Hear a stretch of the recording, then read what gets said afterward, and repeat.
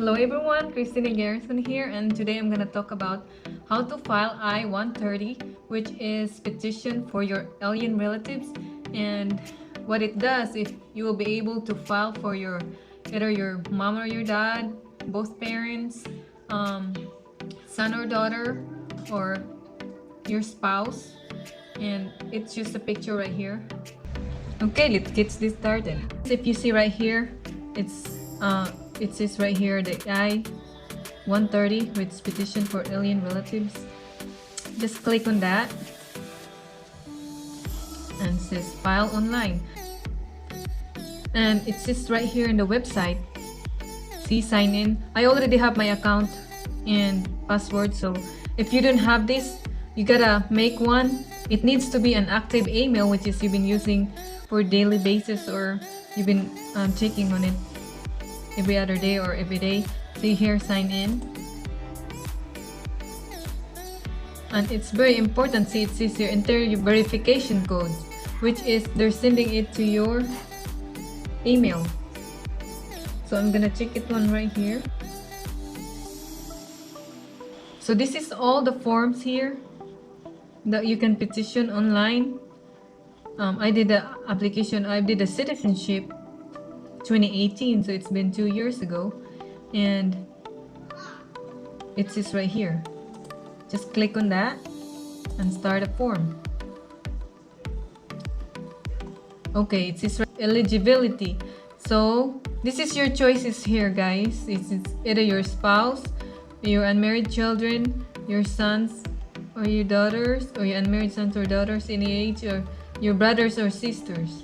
Must be 21 years of age and older, or your parents. Just click on that. See right here, this is the amount that you need to pay here. It's $535, and this is the documents you may needed. So you need to have all that stuff in order for you to submit your petition. After you reviewing and reading, you need to click next. Submitting your application online is same as mailing as completed paper form. They both gather the same information and cost the same. The advantage of filing online is that it's paperless, and you don't need all the papers to be mailed in the mail, and it's easy. See, before you begin, just like I said, it says here, petitioner is a U.S. citizen or legal permanent resident who files an alien petition on behalf of a family member. Because if you're not, look, you're not allowed. If someone is assisting you with completing this petition, I said no, because I'm the only one who's doing it. And you gotta write your name here, your legal name, your given name, your middle name, and your last name as it is shown in your. In my case, I changed my middle name. The last time it was Sarati, which is my mom's last name, and I don't want to use that because I need to use my dad's last name as my middle name so that I won't have any problem. Have you used any other name since birth? I said yes, because it says here nickname, aliases, and maiden names. I have maiden names, and this is very important also. It says here, how can we contact you? You gotta put your daytime phone number and your mobile phone number and your email address. And since I'm very active on my email address, I just put it here. Say, what is your current mailing address? You gotta sign that also. It's in here.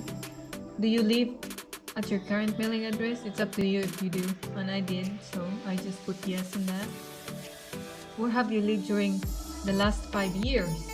It's kind of like the same when you file online with your citizenship. It says here in the top, see, about you, your family, your beneficiary's family, and other information and evidence.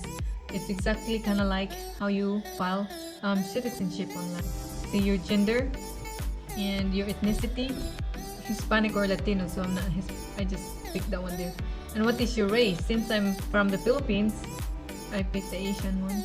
And what is your height? You gotta put that, your weight, your color of your eyes, and what is the color of your hair, and click next.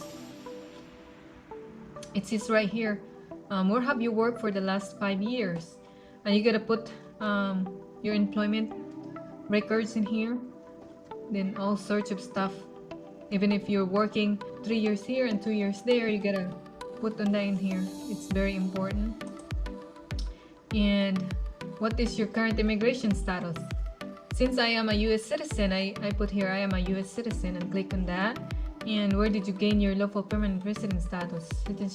Citizenship through adoption, I said no. And this is very important, guys. You gotta put your alien. It is found in your green card also. Since I'm a US citizen and I already gave them my permanent resident card. I'll just show a picture. It's right here. I'll just put a circle in it where that should be, and just put your alien registration number. And after that, it says here you gotta put this also. Since all of us here in United States, you have social security number since the start when you file your permanent resident or green card. Since you have that, you gotta put your social security here.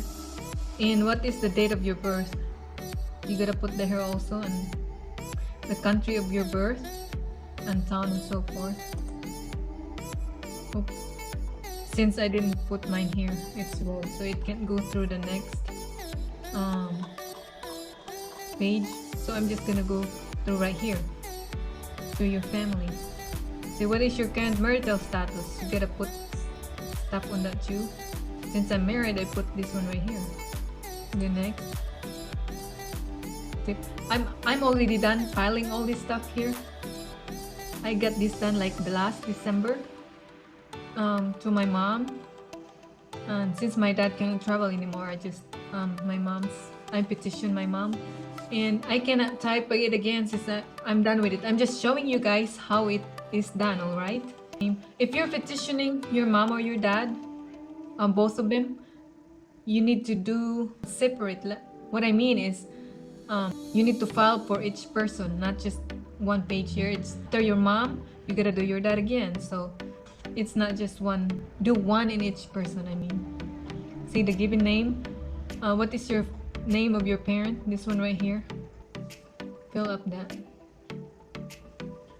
And this one also, your parent too. Both of your parents. Since I'm petitioning for my parents, their country of birth, their town and village and stuff.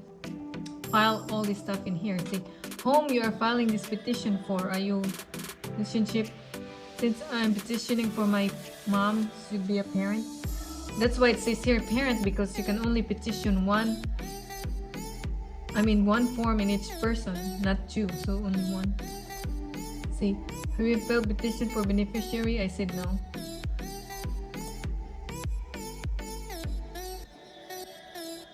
So what is the beneficiary's current legal name? So you gotta put them there here also. And make sure, this is very important, guys, before you petition anybody, they make sure that their papers are complete, because this one here in the website, it has expiration. So you gotta keep like dating it every other day if you're not ready to file yet. That's what I did, because or else it's gonna expire and you're gonna do it again. So that's why it is very important.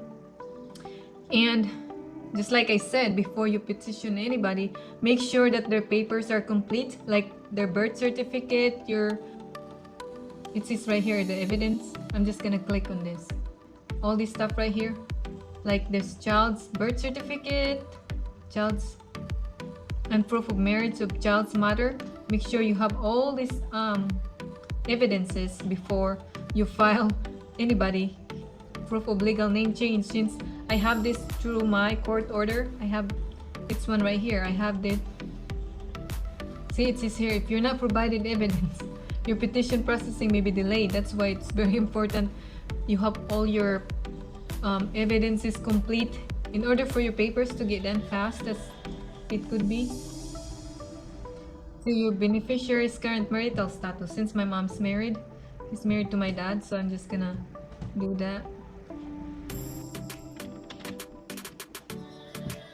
See, this is what I'm talking about here. Continue I-50 petition for relatives. See, this is what I'm talking about. It has expiration date on it. You only have 1 month to fill up the papers and stuff to finish it. It says right here, guys, so your draft is in progress. This is the one that I just show you guys how it should be done. And it says right here, it says July 15, August expires in August 14. You only have 1 month to finish it, or else it's gonna be disregarded or it's gonna be deleted. And I just gonna click here continue to let's finish this. It's here, these are other information. The U.S. citizen will be beneficiary apply for adjustment status to local permanent resident. The city, you gotta provide this also in order for them to let them know which state. For example, if you can, the person that you are petitioning to will have an interview. This is very important. So this is all in here, guys. You need to fill up all this stuff right here in the top, and especially the evidences, because that's very important. And after all this stuff right here that you completed, you gotta see the review and submit. This is where you're gonna pay online. See, it says right here, you have different types of. I just show you these errors about me because I didn't put anything in here since I'm done with it. I'm just showing you how it should be, how it is done. That's why it's all red, just to let you know that I didn't put anything in there. See, it says right here.